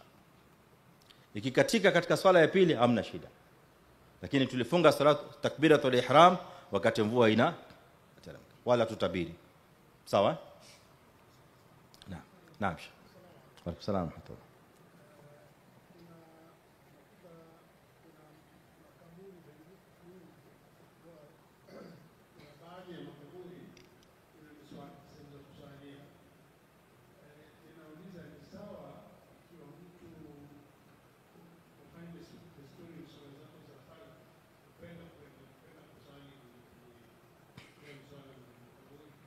Si vizuri Muislamu kuswali katika msikiti ambao ndani ya compound ya msikiti kuna kaburi.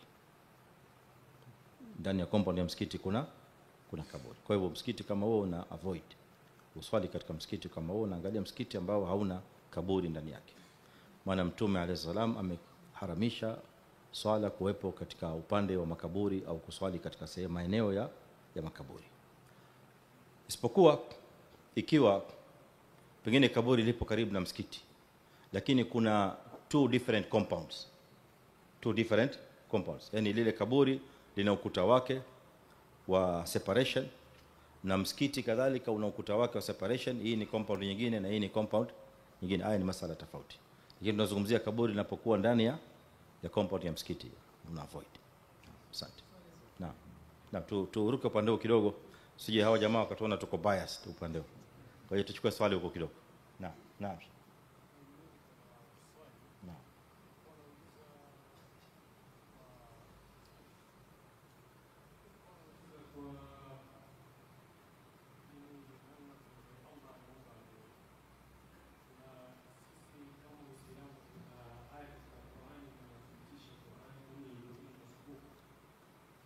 Dunia inazunguka. Aiyo. Tayeb. Kisha kushajua hivyo,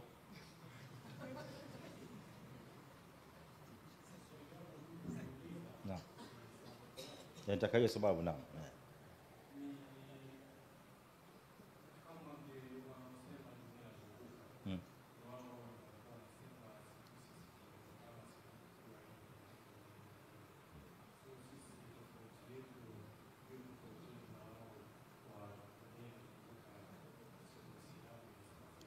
Okay, naam, nimekupata sasa. Vizuri sana. Ndugu yangu hapa, jina lako brother? Arafat. Ndugu yangu Arafat ana swali zuri, anasema, anauliza masala ya dunia kwamba inazunguka. Je, Qur'ani inazungumzia kwamba dunia inazunguka au la? Na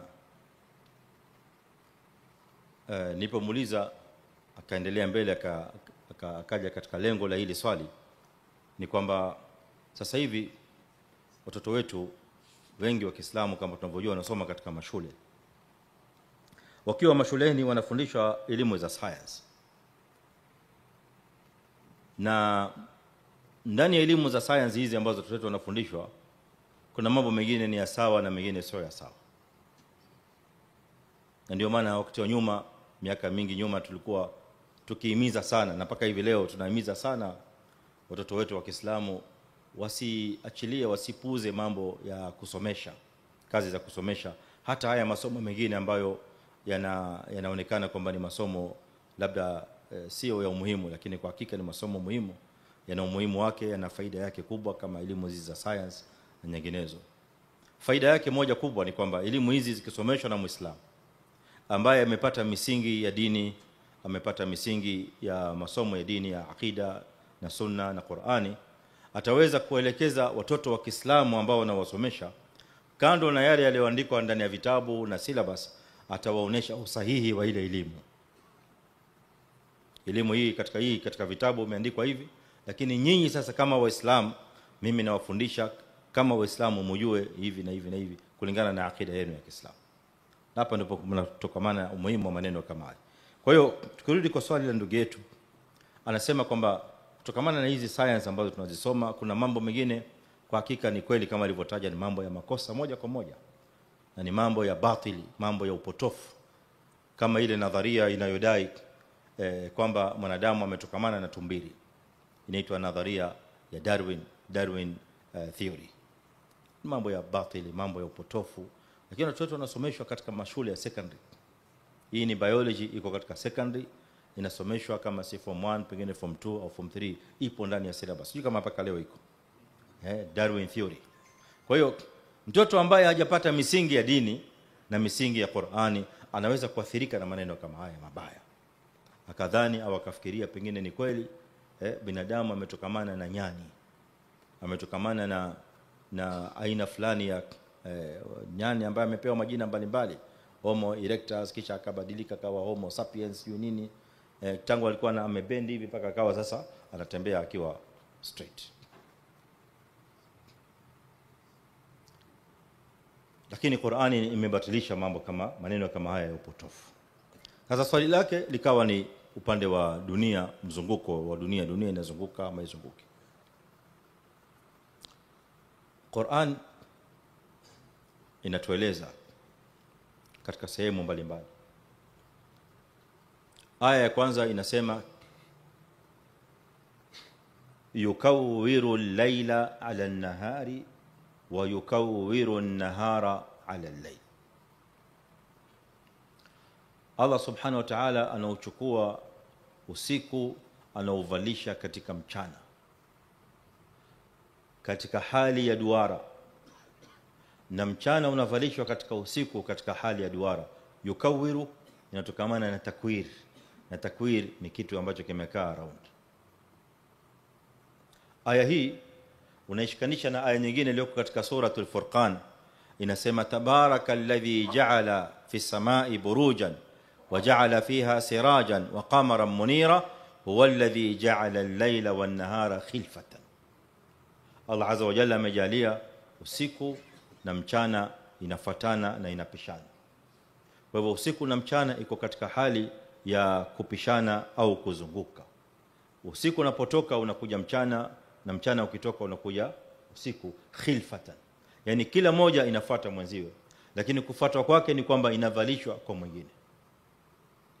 Ukichanganya hizi aya mbili unapata faida mbili kubwa ambazo zinahusiana na elimu za mbingu na ardhi. Tukitoka katika mambo ya, hatuzungumzi mambo ya science, tunazungumza mambo ya haqaiq Qur'aniyya katika elimu ya tafsiri ambayo tulikuwa tunaendelea nayo katika vikao vyetu vya majalis ya tafsiri kule Mombasa katika msikiti wa Luta. Haya maudhui tuliyozungumza kwa kirefu chini ya tafsiri ya aya ya inayosema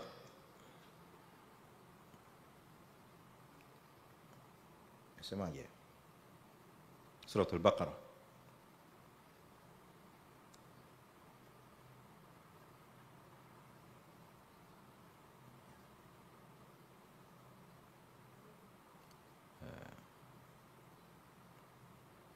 kuna msafa hapo karibu.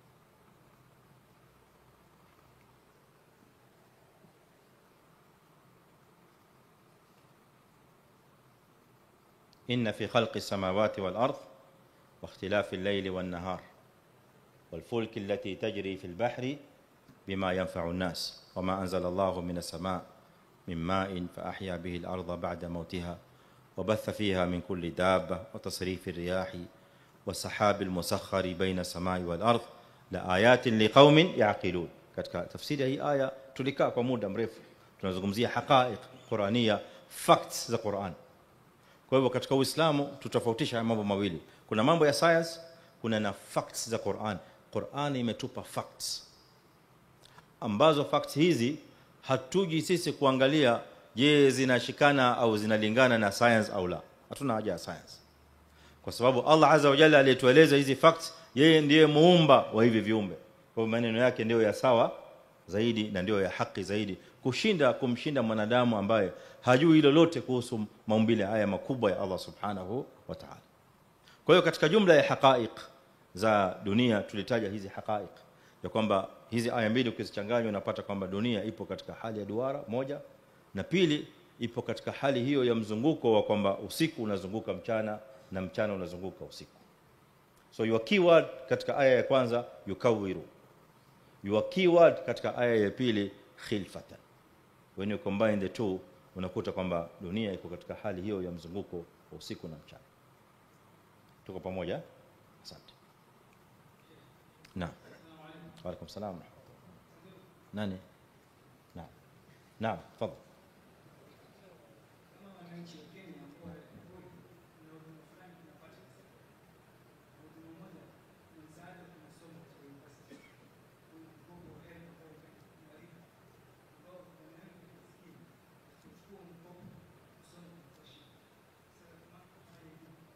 Afanye nini? Asante. Ndugu yetu anauliza hili swali la mwisho kwa sababu ya wakati, tutasimama hapa inshallah, na maswali yaliyobakia pengine tutapeleka katika darasa au majlis ya kesho inshallah. Ndugu yetu anauliza, mwananchi wa Kenya ana mtoto ambaye amemaliza form 4, anataka kujiunga na university, na mwananchi huyu analipa kodi kama alivyotaja, na nimependa huu utangulizi wake ni mzuri, ili tuje tuelewe hapa mbele kwamba huyu mtoto ambaye anataka kusoma university, serikali kwa watoto ambao wanasoma university wanapewa mikopo inaitwa HELB, HELB. Hii ni mikopo ya serikali inapewa kwa wanafunzi wanaposoma katika vyuo vikuu, na wanapomaliza kusoma wakati wanafanya kazi wanalipa ile mikopo pamoja na riba. Serikali inaeleza kwamba kiwango cha riba ni kidogo sana, nadhani iko katika 4-5% au 6% kama hivyo, lakini ipo hiyo riba, mtoto analipa pamoja na ule mkopo aliochukua. Swali la ndugu yetu ni kwamba Muislamu kuchukua huu mkopo ni sawa au si sawa, inakubaliwa au ikubaliwi? Jawabu ni kwamba la yajuz, haikubaliki, ni muharram, ni haram kwa mtoto wa Kiislamu kuchukua mikopo sampuli hii, aina hii ambayo inatolewa kwa riba, alafu mtoto wa Kiislamu aje alipe ile mikopo ya riba. Mayajuz. Sasa labda tuje katika solution ni nini? Solution la kwanza ni Waislamu kwa sauti yao yote walioko katika nchi watume delegation, watafute representatives, wakiwemo viongozi wa siasa, wakiwemo viongozi wa dini, wakiwemo viongozi wengine wanaohusika na wataalamu na watu wa education, waende kwa serikali waambie kitengo au wakiambie kitengo kinachohusika cha serikali kinachohusika na mambo haya ya mikopo, ya kwamba watoto wetu wa Kiislamu tunawataka wasome katika nchi hii, wapewe mikopo kama hiyo, lakini bila ya riba, kwa sababu riba katika dini yetu ya Kiislamu ni haram, haikubaliki. Kwa hivyo kutengeneze system, kutengeneze mfumo, na serikali itoe nafasi baada ya maombi haya kupelekwa, na sioni kwamba itakuwa ni jambo zito. Waislamu walikwenda kwenye serikali wakaiambia kwamba sisi tunataka kufungua benki zetu za Kiislamu, benki ambazo hazitoi mikopo ya riba, kwa hiyo tunataka mtupe leseni za kufungua benki hizo. Walipewa au hawakupewa? Walipewa, alhamdulillah. Kwa hivyo na hili pia nalo Waislamu wakilipeleka mbele, mimi na imani kubwa serikali inaweza kuwasikiza na kuwatimizia haya ambayo wanataka kwao kuyatenda.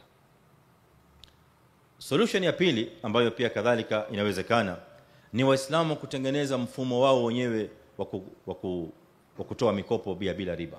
Sasa hivi kuna baadhi ya taasisi, kama sijakosea, si kumbuki majina yake, lakini kuna taasisi kadhaa sasa hivi hapa nchini ambayo inatoa mikopo kwa watoto wa university, zero interest, bila ya faida yote, hata 1%, hata 0.5% hamna.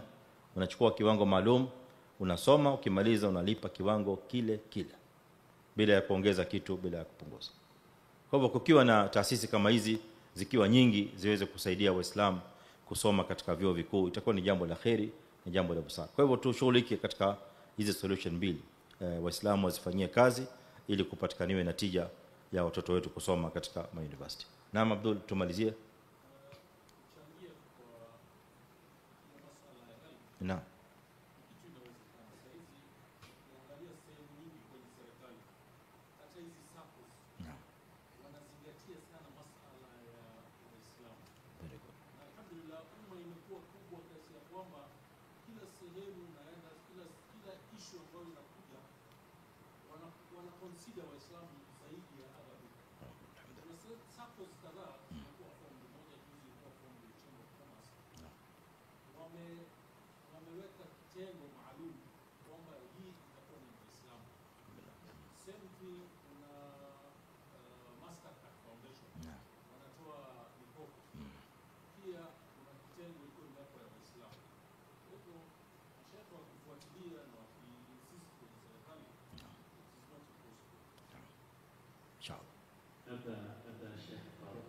نعم نعم نعم تمام طيب جزاك الله خير. نعم صح صح احسنت. تفضل شيخ. وعليكم السلام ورحمه الله.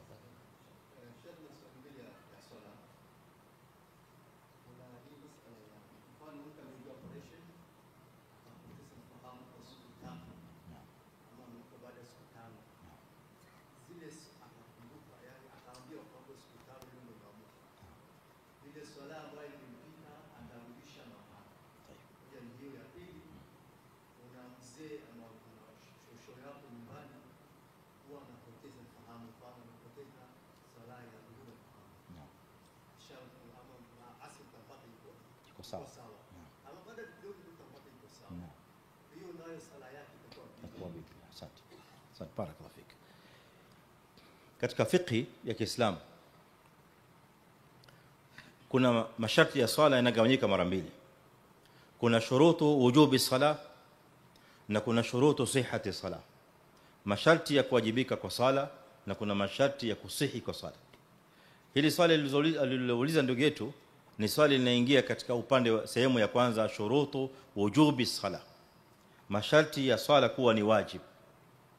Sasa Muislamu ambaye amekuwa katika amepoteza fahamu katika koma, kwa mfano ameingizwa chumba cha operation theater siku moja, mbili au tatu au zaidi au kidogo, fahamu ikampotea.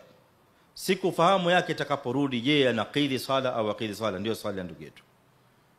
Tukiangalia katika orodha ya masharti ya kuwajibika kwa sala, sharti la kwanza katika fiqh ya Kiislamu ni al-Islam. Sharti la pili ni al-bulugh, kubalighi. Haya ni masharti ya wujubi sala. Sharti la tatu ni al-aqlu, akili. Masharti haya matatu wanazuoni wa fiqh wakati mwingine wanayaleta kwa mukhtasari, wanakuambia at-taklif. Na ukisikia neno taklif katika fiqh, maana yake ni al-islamu wal-bulugh wal-aqlu. Sasa haya ni masharti ambayo yakiwepo swala inakuwa ni wajibu. Mmoja katika haya masharti yasipokuwepo, swala sio wajibu. Na ndio maana swala sio wajibu kwa mtoto mdogo ambaye hajabaligha. Si wajibu. Yu'mar bisala, mzazi wake anamwamrisha asali idha balagha 7 sinin wa yudhrab alaiha li10, lakini laysa ala annaha wajiba alayhi, la, yu'mar biha hatta yataawad alaiha. Anaamrishwa ili apate kuwa na uzoefu. Akija kuwa wajibu, inakuwa wajibu akishakuwa baligh, maana yake ndio sharti la kuwajibika. Na lingine ni al-aql. Sasa huyu aliyepotewa na fahamu, hana akili, kile kipindi ambacho alikuwa hana akili, kile kipindi chote swala kwake si wajibu. Idhan idha afaqa ay idha raja'a ilayhi aqlu, akili yake inaporudi katika fahamu inaporudi, la yaqdi, haqidhi as-salawat al-fa'ita, zile swala zilizompita. Limadha? Li'annahu kana ghayra mukallafin, kwa sababu hakuwa mukallaf wakati ule. Limadha ghayr mukallaf? ghayr aqil. Tumeelewana vizuri ikhwan? Kana ghayr aqil. Hivi alivyoeleza mzee wetu ndivyo inavyofanya kazi katika siyam kadhalika. Kuna wazee wengine mwezi wa Ramadhani ukifika ashapiswa, akili imeruka. Unakuta baadhi ya Waislamu wanapiga simu na wanauliza mambo ya kibaba. Hamna kibaba ikhwan. Hakuna kulipa kibaba. Kibaba ni ile fidia inatolewa ya yule mtu ambaye hafungi. Sasa baadhi ya Waislamu wanauliza, mimi na mzee mtu mzima, akili zake tayari zisha ana tena fahamu, sasa nimtolee vipi kibaba? Sheikh, ما في فديه.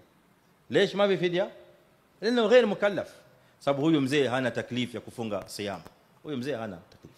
Kwa hivyo vile vile katika masala ya siyam, zile siku ambazo mtu katika koma akipata fahamu, la yaqdi hadhi salawat لانه lam yakun mukallafan, hakuwa na taklif wakati ule, ataendelea na swala za siku za mbele. Na vile vile swala la pili limeshikana kwamba wakati mwingine fahamu zinakuja, wakati mwingine fahamu zinaondoka. Kile kipindi ambacho fahamu zipo anaswali, fahamu zimepotea, tasqutu sala inaanguka. Wala tumwambie sasa salatu dhuhuri ilikuwa imekupita kidhi, la, huwa ma kana mukallafan. Wakati ule yeye alipopitwa na swala akiwa akili hana, hakuwa mukallaf. Na unaqidhi ukiwa ni mukallaf peke yake. Idha kunta ghayra mukallafin la taqdi. Kama ulikuwa na kipindi wewe hukuwa mukallaf, huwezi kuambiwa ulipe swala. Na ndio maana leo mtu akaja akasilimu, jamaa amesilimu leo, ameingia katika Uislamu, ushasikia pale popote imam amwambia sasa wewe ulibalegha lini? Mimi nilibalegha miaka 5 mwenyewe. Sasa miaka 5 my friend, kuanzia leo utaanza kulipa swala. Ushawahi kusikia maneno haya? Ma yujad. Lesh? Lana aywa ma kana mukallafan, hakuwa mukallaf. Limadha ghayr mukallaf? Ma kana musliman, wa min shuruti wujubi as-salah al-islam ya kwanza. Kwa hivyo wakati wote ambapo mtu si mukallaf, la yutalab bil qada, la yutalab bil qada. Naam, isipokuwa murtad akiwa mertadi, muislam ametoka katika dini ya Uislamu akakaa miaka 10, after 10 years akaona tena uongofu wa Uislamu na hidayah, akarudi katika Uislamu. Huyu sasa murtad, idha raja'a ila alislam, huyu ndiye ambaye anaqidhi sala za miaka 10 zote, يقضيها وجوبا، يقضيها. ليش يقضيها؟ ها؟ نعم، تأديبا؟ لا، ليس تأديبا، لأنه ليس كافرا أصليا. هو ليس كافر أصلي، هذا مرتد، كان مسلما ثم خرج من الإسلام. نعم، فهو ليس كافر أصلي. na hii hukumu inafanya kazi kwa kafir asli fakat, ambaye lam yasbiq lahu al-islam. نعم. وصلى الله وسلم وبارك على نبينا محمد وعلى اله وصحبه. نعم. ومؤذن. نعم. نعم. hivi sasa. نعم. نعم. wewe kama muadhin unaonaje?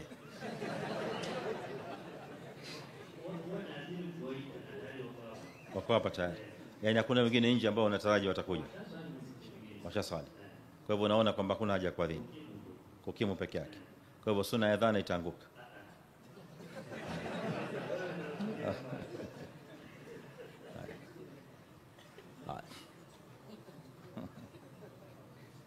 امام ايش تقول؟ يؤذن ولا ما يؤذن؟ ايوه، والناس موجودين. تمام. طيب. نعم. nani hao wengine wanaosema hivyo? Naam. Saa 4 unaadhini. ايوه. نعم صح. هاي خلاص. طيب هاي بس leo kiadhini na speaker za ndani peke yake. طيب اقيم الصلاه خلاص.